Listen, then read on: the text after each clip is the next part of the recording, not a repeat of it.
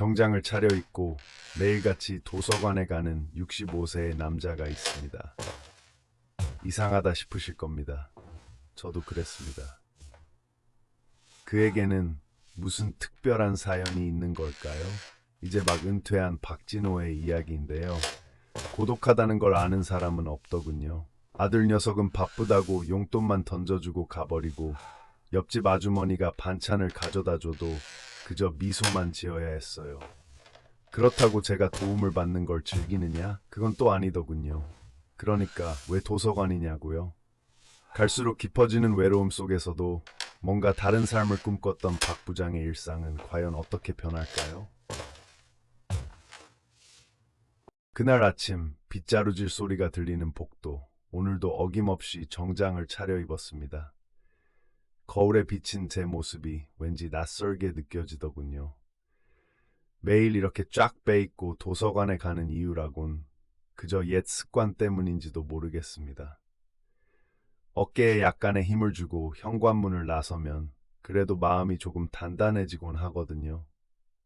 도서관은 정적 속에서 나름의 안식을 주었습니다. 책장을 넘길 때마다 낯선 단어들이 저를 끌어들이고 아, 나는 이런 것도 몰랐구나 하는 깨달음과 함께 꾸역꾸역 하루를 견뎌나갑니다. 하지만 그곳에서 느끼는 건 은퇴 후의 고독이었습니다. 이제는 더 이상 회의실에 앉아 동료들과 토론하며 시간을 보낼 수 없다는 사실이 뼈저리게 다가오는 거죠. 독서에 집중하려다 보면 은퇴라는 단어가 자꾸만 머릿속을 어지럽히기 마련입니다. 오후 집 거실. 아들 상훈이가 들어섰습니다. 아빠, 저 왔어요.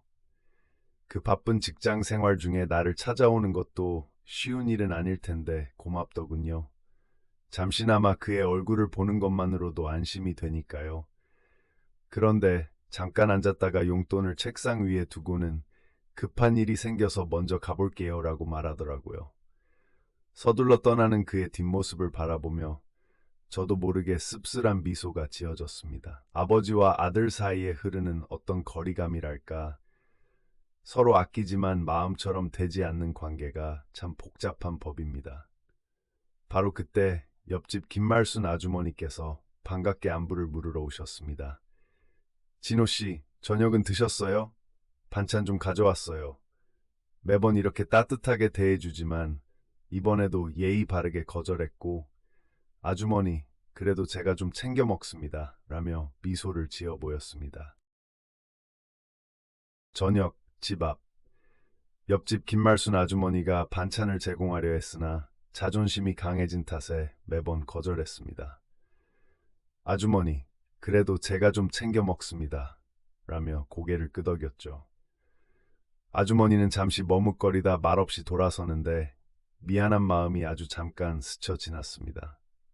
어둠이 깊어질수록 고독도 짙어지지만 이 또한 견뎌내야 할 것이라는 생각이 들었죠. 이 일상 속 작은 틈새에서 어떻게든 버티고 있었으니까요. 그러나 왜인지 자꾸만 내일도 이렇게 지나갈지 고민하게 되었습니다. 밤이 깊어가면서 지루한 일상 속에서의 고독함이 점점 더 느껴졌습니다. 밤이 깊어가고 침대에 누웠습니다. 진호야, 너는 대체 어디로 가고 있는 걸까? 과연 이렇게 살면서 무언가를 찾을 수 있을까? 나도 때로는 참 모르겠더군요. 하지만 이어질 이야기 속에서 조금이나마 그 해답을 찾게 되길 바라봅니다. 다음에 어떤 일이 나를 기다리고 있을지 조용히 기대해 봅니다. 이렇게 밤이 깊어가면서 진호의 이야기는 끝내지 못할 것만 같은 말들을 남겨둡니다. 과연 그는 지루한 일상 속에서 새로운 희망을 찾을 수 있을까요? 앞날을 고민하며 잠 못 이루는 밤이 지나고 은퇴를 진짜로 준비해야 하는 시간이 다가오고 있었습니다. 다음 장에서 밝혀질 그의 이야기를 기대해 주세요. 그날 오후 집 안방. 반찬을 건네며 웃던 김말순 아주머니의 모습이 자꾸 떠오르더군요. 문을 닫고 들어와도 그녀의 목소리가 귓가에 맴돌았습니다. 박 부장님, 이번에 우리 집 형광등 좀 봐줘요. 그 말이 자꾸 마음에 걸리더군요. 자존심 강한 내가 웬일로 그렇게 바로 알겠습니다라고 답한 걸까 싶었습니다. 하지만 손이 근질거렸습니다. 한번 해볼까 싶네요. 김말순 아주머니의 집. 꼭대기층에서 내려다본 동네가 참 조용했습니다. 형광등은 어두운 방 안을 제대로 밝히지 못하고 깜빡거리고 있었죠. 나도 이렇게 살아온 세월 중에 왜 그동안 이런 것 하나 못 해봤을까 싶었습니다. 스위치를 끄고 사다리에 올라서니 과거 회사에서 견뎌낸 수많은 야근과 회의들이 파노라마처럼 스쳐 지나가는 느낌이었습니다. 스위치만 껐다 켜면 다 끝났던 그때의 일들과는 달리 이번엔 조금 다르죠. 형광등 하나 갈아 끼우는 것도 내겐 새로운 도전이니 말입니다. 조심스레 형광등을 돌리고 제자리에 딱 맞춰 끼웠습니다. 이 작은 일이 이렇게까지 충족감을 줄 줄 몰랐죠. 우와, 역시 박 부장님, 정말 감사합니다. 말순 아주머니의 박수를 받는 순간 내가 아직 이 사회에서 무언가 할 수 있다는 믿음이 다시 깨어났습니다. 다음 날 동네 공원. 소문은 꽤 빠르게 퍼졌습니다. 박 부장이 형광등을 뚝딱 고쳐줬대라는 입소문 말입니다. 어르신들이 삼삼오오 모여있는 공원 의자로 자연스레 발길이 향했습니다. 누군가 던진 말에 다들 돌아보며 반갑게 손목을 꼬며 인사하던 모습이 참 새롭게 느껴졌습니다. 어색했지만 한번 앉아보세요라는 그 말이 얼마나 따뜻하게 들렸는지 모릅니다. 내가 쓸모있는 사람이 된 듯한 느낌이 들었습니다. 모임에 참석했을 때 박 부장은 역시 다르다니까 라는 귀여운 칭찬이 오갔습니다. 그런 칭찬이 이토록 가슴에 와 닿다니. 예전에는 은근히 내 자존심을 자극하던 칭찬들이 이제는 격려처럼 느껴졌습니다. 그날 저녁 집으로 돌아오는 길. 길을 걷다가도 자주 나누어지는 소소한 요청에 기분이 묘해졌습니다. 안녕하세요, 박 부장님. 이런 인사 한마디에 아버지로서, 남편으로서, 그리고 이제는 동네 수리공으로서 웃음이 나오는 게 신기했습니다. 예전엔 안 보이던 것들이 이제는 다르게 보이고 들리지 않던 것들이 귀에 맴도는 하루였습니다. 집에 돌아와서도 그날의 경험이 머릿속에서 떠나지 않더군요. 형광등 하나로 시작된 나의 하루가 이렇게 흘러가다니. 그런 생각이 들면서 발걸음이 가벼워졌습니다. 다녀왔습니다. 라고 아무도 없는 집에 인사하게 됩니다. 오늘의 나는 어제보다 조금 더 나아졌다고 느끼며 이렇게 조금씩 변해가는 내 삶이 다음에는 어디로 향할지 나조차도 궁금해졌습니다. 다음 장에서는 또 어떤 변화가 다가올까? 그 기대감에 닫힌 문 너머로 들려오는 지하철 소리가 낯설지 않네요. 주말 저녁 아늑한 거실. 그날도 어김없이 빠듯한 하루가 저물었습니다. 작은 방에 앉아 지난 시간을 되돌아보던 중이었습니다. 저녁 식사를 마친 후 느릿하게 걸려온 아들 상훈이의 전화가 심장을 두드립니다. 아버지, 이번 주말에 집에 들러도 될까요? 그 말을 듣고 속으론 반가웠지만 한편으로는 걱정이 앞섰습니다. 좋은 소식으로 찾아오는 걸까요? 아니면 또 어떤 제안을 꺼내 놓을까요? 시간이 흘러 어느덧 일요일 아침 상훈이가 아파트 문을 열고 들어왔습니다. 손에는 늘 그랬듯 작은 봉투 하나가 들려 있었죠. 아버지, 이것 좀 받으세요. 상훈이가 내민 용돈이 고마우면서도 마음 한켠이 무겁더군요. 그 아이가 나를 생각하고 있다는 증거니까요. 고맙다, 잘 쓸게. 그렇게 얼버무리듯 받아들이고 나니 분위기가 어색해졌습니다. 상훈이는 조심스레 운을 띄웠습니다. 아버지, 제가 실버타운 얘기 좀 해도 될까요? 아, 결국 그 얘기군요. 거실에 두 남자, 아버지와 아들. 상훈이의 제안이 마음의 평화를 어지럽히더군요. 그의 얼굴은 진지했습니다. 그렇지만 이 이야기 듣고 싶지 않았어요. 난 아직 내 손으로 모든 걸 하고 살아. 단호하게 치고 들어가도 상훈이의 얼굴은 어두워져 있었습니다. 아버지도 좀 편하게 지내셨으면 해서 그랬어요. 상훈이는 아쉬운 듯 중얼거리며 고개를 돌렸습니다. 그렇게 상훈이는 다시 돌아갔습니다. 떠나가는 뒷모습을 복도 끝까지 바라보았지만 마음은 무겁더군요. 두고 온 상훈이의 봉투는 여전히 그 자리에서 나를 쳐다보는 듯했습니다. 한숨이 절로 나왔습니다. 내 자존심이 뻔하지만 가족을 향한 사랑은 점점 커져만 갑니다. 그리고 그 밤 방 안 작은 책상에 앉아 상훈에게 남긴 메모를 곱씹어봤습니다. 밤이 깊어가는 침실. 상훈아, 아버지는 조금 더 이렇게 살고 싶다. 네가 이해해 주기를 바란다. 적어 내려간 메모를 마는 순간 종이를 구겨버렸습니다. 힘껏 쥐었던 쪽지가 휴지통으로 날아가는 걸 보며 내 마음 같다는 생각이 들었죠. 그때 김말순 여사가 다가왔습니다. 아유, 왜 그러고 계세요? 무슨 일 있으세요?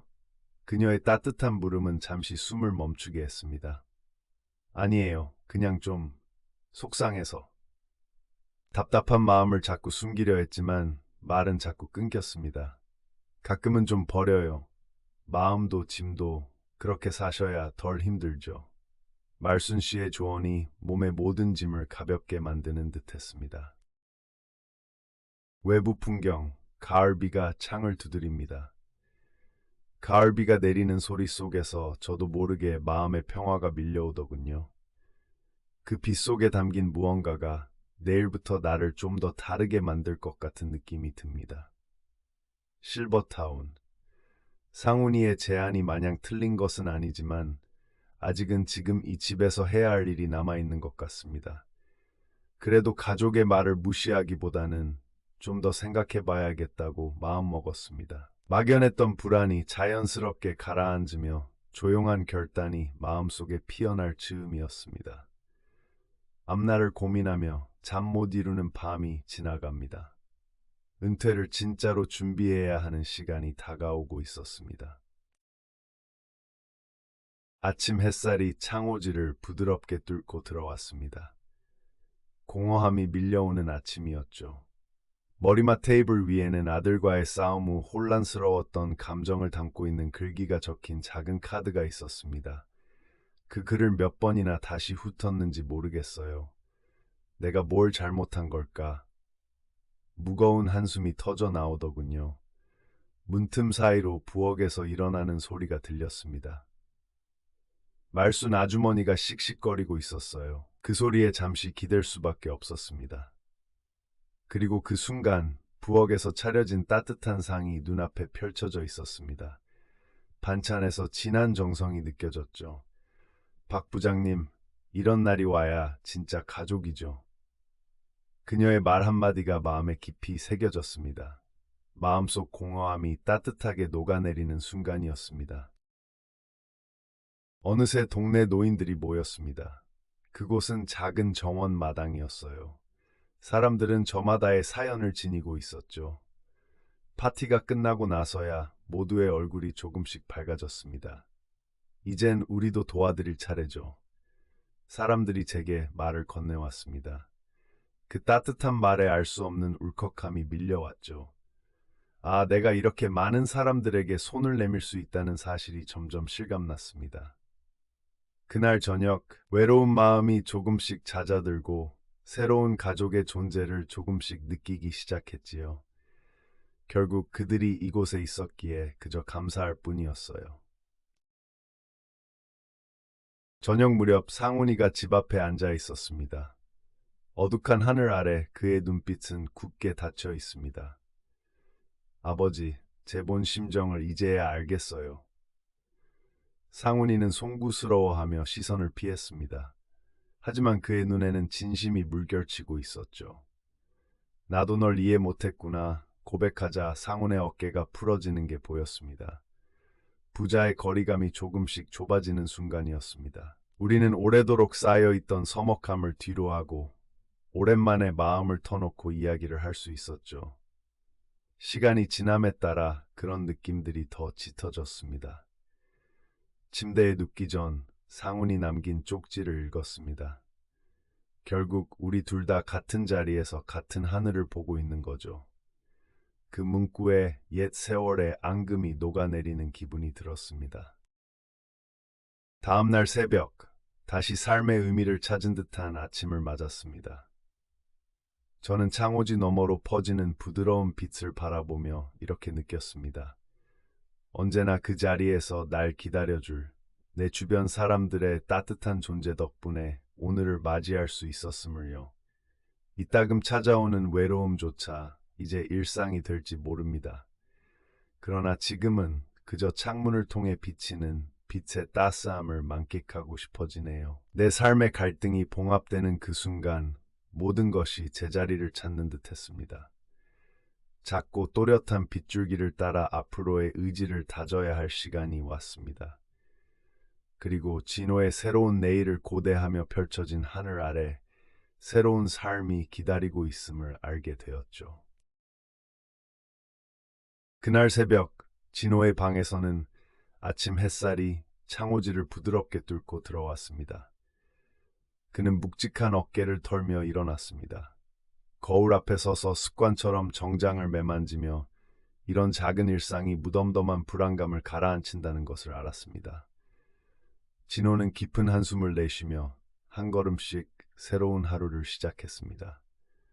아침마다 말없이 마주하는 거울과 자신을 가만히 바라보는 모습이 참 어색하지만 작은 스텝을 vertigo 유신이 터링트. 아침 일찍 마당으로 나선 진호는 상쾌한 바람에 얼굴을 맡기며 말순댁으로 향했습니다. 바람에 흔들리는 나뭇잎 소리가 이젠 낯설지 않습니다. 이젠 이런 소리도 들리네요 라고 작게 웃으며 말길을 걷습니다. 말순댁에 이르러 반가운 인사와 함께 반찬 이야기를 주고받습니다. 이번엔 공동 식탁을 위한 준비지 혼자만 먹으려는 거 아니잖아요? 말순의 말에 웃음이 터져 나옵니다. 그 순간의 웃음소리가 두 사람 사이에 따뜻함을 더 씌웠습니다. 그날 정오 무렵 동네 공동식탁 모임은 사람들로 북적였습니다. 방글방글 할머니의 이야기에 모두들 배꼽을 잡았습니다. 사람마다 각기 다른 인생이 있었지만 이 순간만큼은 다 함께 즐기고 있었습니다. 이걸 다 듣고 나니 내 고민이 별게 아니구나 라고 중얼거리며 어쩌면 이곳에서 내 자리를 찾아가고 있음을 깨달았습니다. 진호의 마음은 조금씩 단단해졌습니다. 웃음 속에서 슬쩍 보이는 여유가 안도감으로 다가왔습니다. 저녁이 지나고 진호는 집으로 돌아와 아들 상훈과 나란히 거실에 앉았습니다. 아버지 요새 참 다르셔. 상훈의 말에 가슴이 뭉클해졌습니다. 그동안 많이 변화한 상훈의 성장을 마주하면서 두 사람은 한층 가까워진 듯한 느낌이 들었습니다. 이제 건마루에 앉아 오늘 하루도 무사히 보냈다는 생각에 진호는 미소 지었습니다. 이젠 혼자가 아니야. 라는 생각과 함께 그는 진짜 인생 수리공이 되었음을 느꼈습니다. 평화로운 그의 마음은 앞으로의 변화를 기대하게 만들었습니다. 말순댁에서는 진호를 저녁 식사에 초대하기로 결심하며 상훈과의 새로운 나날들이 떠오릅니다. 과연 그들의 관계는 더욱 깊어질 수 있을까요?